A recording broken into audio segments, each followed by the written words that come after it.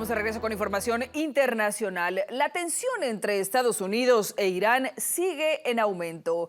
Mientras Washington refuerza su presencia militar en Medio Oriente, Teherán responde con nuevas advertencias, ejercicios militares y un mensaje claro: está listo para defenderse.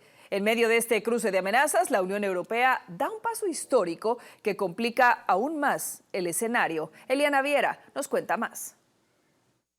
La República Islámica de Irán elevó el tono tras la cercanía de la flota estadounidense a sus costas. Teherán anunció la incorporación de 1.000 drones a su arsenal y prometió una respuesta aplastante ante cualquier agresión. El mensaje lo encabezó el ministro de Exteriores iraní, Abbas Araghchi. Nuestras valientes Fuerzas Armadas están preparadas con el dedo en el gatillo para responder de forma inmediata y contundente a cualquier agresión contra nuestra tierra, aire y mar. Mientras Teherán habla de defensa, desde Europa llegó una decisión sin precedentes. La Unión Europea designó a la Guardia Revolucionaria de Irán como organización terrorista, citando la represión sangrienta de las protestas internas. Si actúas como terrorista, también deberás ser tratado como tal. Así, Kaja Kallas dejó saber que los 27 países del bloque también sancionaron a funcionarios y organismos iraníes. Las medidas incluyen congelación de activos y prohibiciones de viaje a Europa. En respuesta, Irán ha advertido que podría lanzar ataques preventivos en la región, incluidas bases estadounidenses e Israel. Además, anunció ejercicios con fuego real en el estrecho de Hormuz, por donde transita cerca del 20% del petróleo mundial. Del otro lado, Estados Unidos continúa reforzando su presencia militar. Un nuevo destructor, la US Delbert Black, se sumó a la flota en Medio Oriente, elevando a 6 el número de destructores en la región, además de un portaaviones y otros buques de combate. Desde Washington, el mensaje es que no se trata solo de advertencias. El secretario de Guerra insiste en que Estados Unidos busca restablecer la disuasión, es decir, dejar claro a sus adversarios que cualquier escalada tendrá consecuencias reales. Cuando el presidente Trump habla en serio. No vamos a tener un Irán nuclear. Estamos restableciendo la disuasión desde el Departamento de Guerra. Pero mientras las potencias miden fuerzas dentro de Irán, la crisis se siente en las calles. En esta situación nadie puede hacer nada. O sales a la calle y mueres por las armas, o te quedas en casa y mueres de hambre. Las sensaciones, la caída de la moneda y la represión han profundizado el descontento social. El rial iraní marcó un mínimo histórico y las protestas siguen latentes. Visión Latina, Eliana Viera. Y para hablar más sobre este tema, hoy nos acompaña Eric Fernández, quien es analista internacional especializado en temas del Medio Oriente. Eric, bienvenido y gracias por acompañarnos en Punto de Visión. Muchísimas gracias, Andrea. Un gusto estar en este espacio Punto de Visión. Muchísimas gracias por tu tiempo. Lo primero que te quiero preguntar es, ¿qué señales concretas indican que Donald Trump podría optar por una acción militar directa o indirecta contra Irán? Acciones directas, el envío de una armada poderosa como él lo ha mencionado con antelación, al menos desde la semana pasada.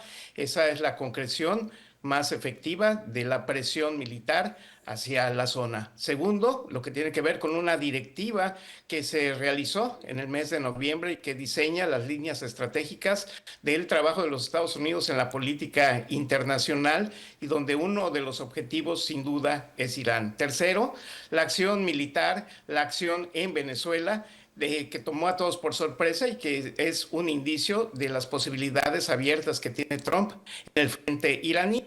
Y una cuarta que tiene que ver precisamente con el reconocimiento de que hay actores que impulsarían un apoyo sustantivo de Estados Unidos en contra de Irán, como lo ha hecho recientemente, al menos en términos declarativos, la Unión Europea, al menos en este tema, junto con los Estados Unidos. Exactamente, y que vamos a hablar más adelante de la Unión Europea.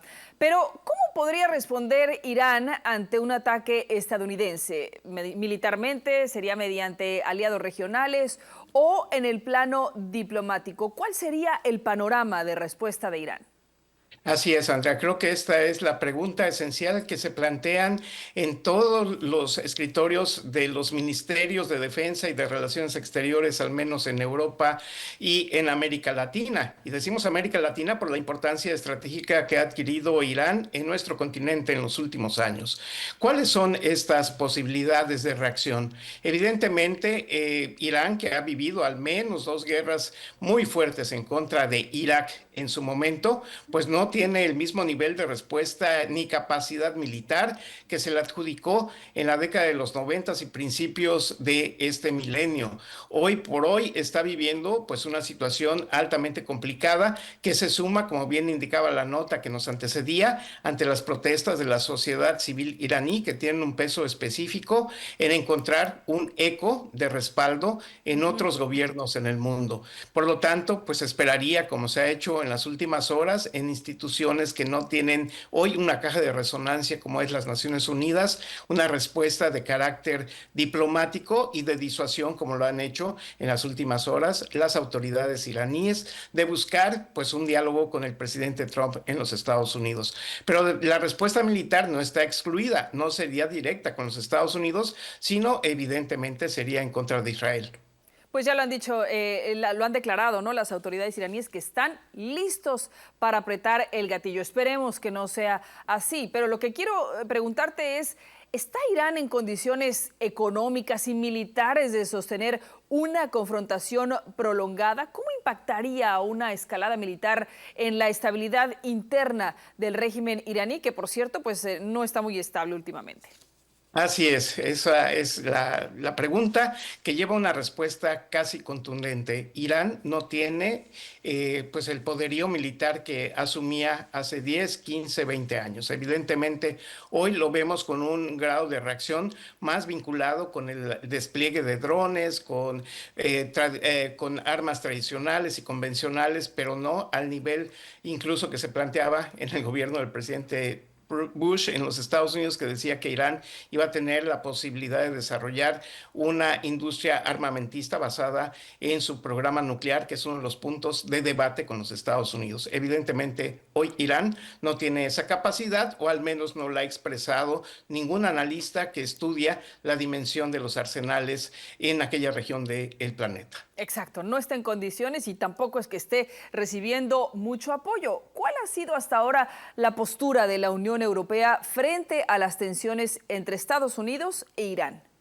Exactamente, aquí el asunto se divide en dos. Uno, el apoyo a la población civil iraní en sus protestas de la semana pasada en búsqueda de mejores condiciones democráticas y de participación social que pusieron en tensión internacional al régimen. Segundo, pues lo que es, ante todo, la presión que tiene el presidente Trump contra el gobierno iraní, y la Unión Europea hasta hace algunas horas se declaró directamente en una fuerte presión también en contra de Irán, pero también marcando una distancia ante las posibles acciones bélicas o militares que podrían prender con la disuasión de la Armada norteamericana, que se está presentando cada vez más cerca en la zona. Y que no le conviene a nadie, digamos, en estos Así momentos. Por cierto, ¿cómo afectaría un conflicto entre Estados Unidos e Irán a los precios del petróleo, a la economía mundial, a la seguridad mundial en general? Así es, el tema de del precio del petróleo es esencial para conocer, es esencial para revisar cuáles serían las posibilidades de la reacción ante un conflicto de corto o mediano plazo. Sin duda, en los primeros minutos, si es que se diera pues este tipo de conflictividad, los precios crecerían, y ante el invierno tan difícil que está viviendo en distintas regiones del mundo, en un costo en el corto plazo, que no es el caso de todo el petróleo que se vende en el mundo, pero sí en una negociación para 6 u 8 meses, subiría el precio internacional, pero buscaría una estabilidad presente y constante en las semanas por seguir. Lo que hay que estar muy atentos, evidentemente, es ante las acciones en las próximas horas que se pudieran desplazar del lenguaje diplomático al lenguaje de la acción militar. Pues veremos qué ocurre en las próximas horas y los próximos días, porque la situación ya es bastante tensa. Muy interesante tu punto de vista, doctor Eric Fernández, analista internacional especializado en temas del Medio Oriente. Muchísimas gracias por acompañarnos en Punto de Visión. Muchísimas gracias, Andrea. Un fuerte abrazo a todo el público. Igualmente, muchas gracias.